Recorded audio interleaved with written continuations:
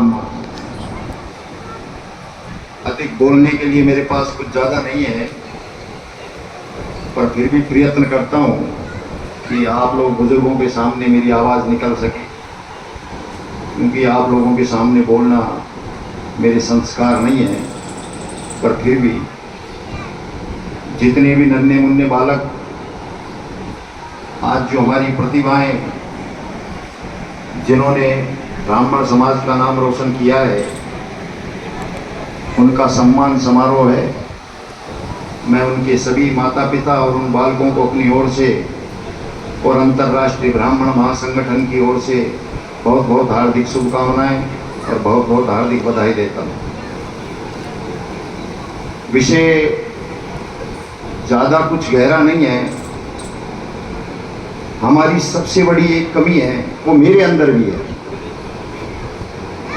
कि टांग पकड़ कर खींचें, जो गुरुजी हमसे पहले खींचे।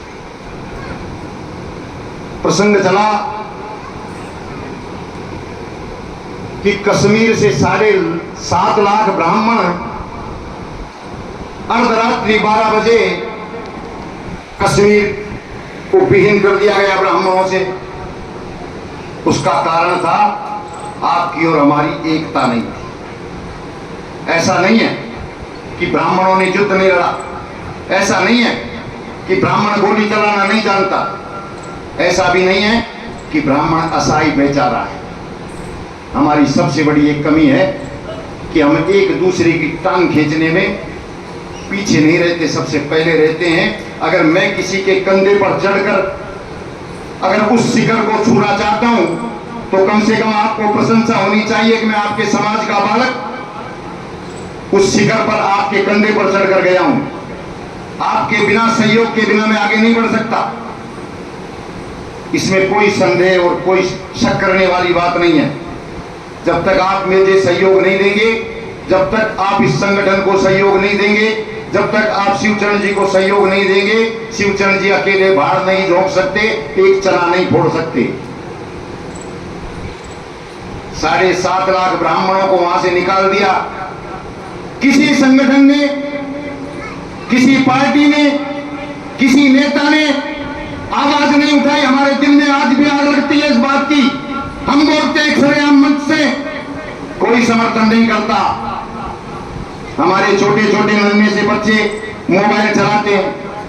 मुझे आश्चर्य होता है इस बात का कि मेरे मित्रों की गिनती 1500 से आगे नहीं बढ़ी आज तक। ये मोबाइल है मेरे पास, देख सकते हैं आप। और मेरा बच्चा है, उसकी गिनती 6000 को पार कर गई। कारण हमें तलाशने होंगे, आप तलाशेंगे, आप हमारा सहयोग करेंगे, तब कारण तलाशे जा सकते हैं। यहाँ अधिकांश सब मेरे परिचित हैं, पास में मेरे रिश्तेदार भी रहते हैं, वो यहाँ विराजमान हैं। मेरे भाई हैं मुकेश जी घेडला से, मेरे मामा जी के सपुत्र हैं, मेरी बुआ सास के बच्चे हैं अरविंद जी। इन सबके बीच में आपसे मेरी जानकारी हुई, आपसे मेरा परिचय हुआ। ये मेरा सौभाग्य है कि आपने मुझे आमंत्रित किया। ज्यादा कुछ तो मैं समझता नहीं, ज्यादा कुछ जानता नहीं, ज्यादा कुछ बोलना भी नहीं है, उचित नहीं रहेगा। भाव आवेश में कई बार भाषाएं अपनी लाइन छोड़ जाती है, लेकिन मेरा ब्राह्मण समाज से करबद्ध प्रार्थना और निवेदन है कि कम से कम इस संगठन का साथ दीजिए। अगर आप धन नहीं दे सकते हैं, मत दीजिए, धन की कोई कमी नहीं है। ये हम बोल रहे हैं मन से, हनुमान जी साक्षी है। अगर किसी के यहाँ गौशाला हो, ब्राह्मण के यहाँ, और चारे की कमी हो, तो मां साहब को अवगत कराना, चारे के भंडार भर दिए जाएंगे, कोई कमी नहीं है। आप एक बार बोल के देखिए। आप गुरुजी के मोबाइल नंबर पर संपर्क कीजिए। अगर कोई ब्राह्मण गौशाला चलाता हो तो चारे की कोई कमी नहीं, पैसे की उसी प्रकार कोई कमी नहीं है संगठन के लिए। मार साहब का आदेश नहीं है, नहीं तो मार साहब पैसे से बोरियां भर दी जाएगी।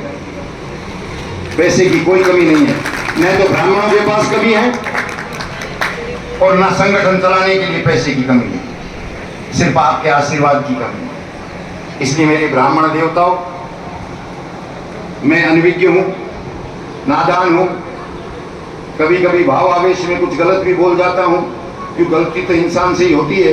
वैसे आप लोगों का तो बालक हूँ, आप कम से कम इस संगठन पर अपना आशीर्वाद रखें ताकि ये संगठन जिस जगह पर जाना चाहता है वहाँ पहुँच सके। तो आपके सहयोग से पहुँच सकता है, नहीं तो दूसरा कोई उपाय नहीं। आप लोग इनका सहयोग करेंगे, मार साहब आपके साथ खड़े हैं। जिस दिन मेरे ससुराल, मेरी जनकपुरी है छावा में, ताजपुर छावा बाड़ोती के पास, वहाँ एक हमारे पुजारी देवता वो जिंदा जला दिया गया था। सुना था मैंने, उस समय में इतना एक्टिव तो नहीं था, लेकिन मैंने बड़े गौर से और बड़े ध्यान से सुना। किसी ब्राह्मण के साथ अगर अनीति होती है तो उसे तो मैं बड़े गौर से देखता हूँ कम से कम। वहाँ ऐसी स्थिति इसलिए हुई कि आपका और हमारा एक स्टेज पर, एक मंच पर ठहराव नहीं होता है। किसी ब्राह्मण के साथ कोई भी समाज विशेष किसी भी प्रकार की अगर अनीति करता है तो आप लोग जितने भी यहाँ विराजमान हैं, आपका ये कर्तव्य बनता है, आप मार साहब को अवगत कराइए। बाकी का काम हमारा है, हम उन्हें क्या करना है और क्या नहीं करना, उनकी तबीयत कैसे ठीक करनी है ये हम जानते हैं। आप मत आना, कम से कम बता तो सकते हैं आप कि खेड़ा में किसके साथ प्रॉब्लम है, सपोटरा में उसके साथ प्रॉब्लम है, किसको कौन दबा रहा है, किसको कौन परेशान कर रहा है, ये तो आप ही लोग बताएंगे भाई। ये तो आप लोगों का कर्म है, आप लोगों को पता होता है, आप लोग बताइए। अरे थाने आप मत जाना, तहसील आप मत जाना, कोर्ट भी आप मत जाना। हम बजरंग बली के सामने विश्वास दिलाते हैं आपको, हम जानते हैं उससे निपटना, पर आपको अवगत कराना पड़ेगा कि फला ब्राह्मण के साथ इस तरह की अनीति हो रही है। आप नहीं बताएंगे, वो दबा कुचला है, उसको दबाया जाएगा, उसको गांव से पलायन करना पड़ेगा। अधिकांश स्थिति ये हो रही है। आप चाहें तो मैं आपको 2-4 उदाहरण दे सकता हूं जो मेरे गांव के पास के। वो जब गांव से पलायन कर गए उसके बाद हमारे तक सूचना पहुंची तो हम क्या कर सकते। जब मकान बेच दिया, जमीन बेच दी, सब कुछ बेच दिया, उसके बाद आप किसी का कोई सहयोग नहीं कर सकते। संपत्ति बिकने के बाद वापस नहीं मिलती।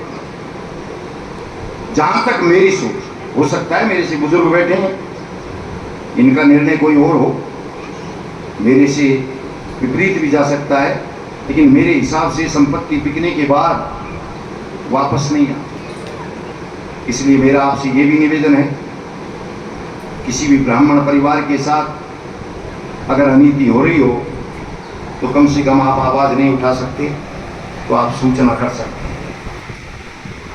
अरे कम से कम जो बोल रहा है उसके साथ खड़े रहिए। अगर खड़े नहीं रह सकते तो चिल्लाइए, चिल्ला नहीं सकते तो लिखिए, लिख नहीं सकते तो कम से कम उस विषय में अवगत तो कराइए यार। आपका नाम खराब नहीं होने देंगे, ये भरोसा दिला रहे हैं आपको।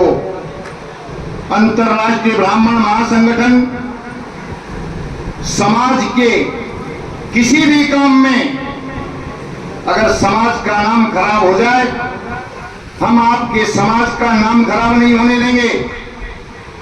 हम आपके समाज को बुलंदियों पर ले जाने का प्रयत्न करेंगे। सहयोग आपका चाहिए,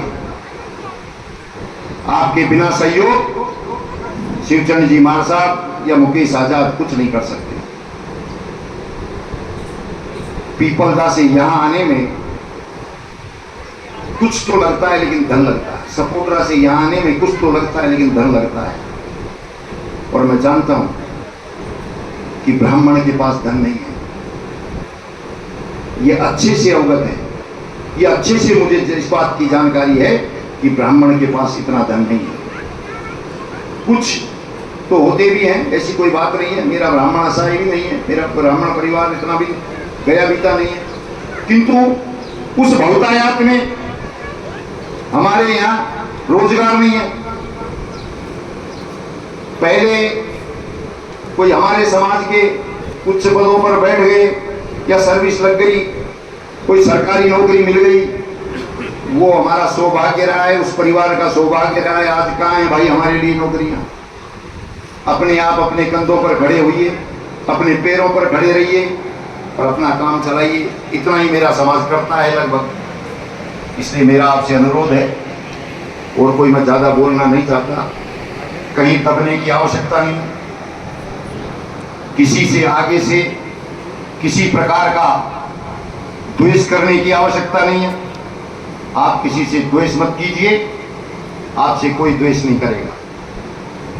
अगर हम रास्ते जाएंगे तो हमारे रास्ते को कोई नहीं काटेगा, अगर फिर भी हमारे रास्ते को कोई काटने का प्रयत्न करता है तो उसको ठीक करने की जिम्मेवारी हमारी है। मैं आपसे करबद्ध निवेदन करना चाहता हूं कि आपका आशीर्वाद सदैव हमारे ऊपर बना रहे और इसी प्रकार बना रहे। मैं आशा करता हूं कि इस काम में शायद आप लोग पीछे नहीं रहेंगे। इससे अधिक मेरे पास कुछ भी नहीं है। अगर कोई त्रुटियां मेरे से रह गई हो या मैं भाव आवेश में कुछ उल्टा सीधा बोल गया हूं तो मैं आपसे क्षमा प्रार्थी हूं, क्षमा करें मुझे। जय भगवान परशुराम की, जय भारत।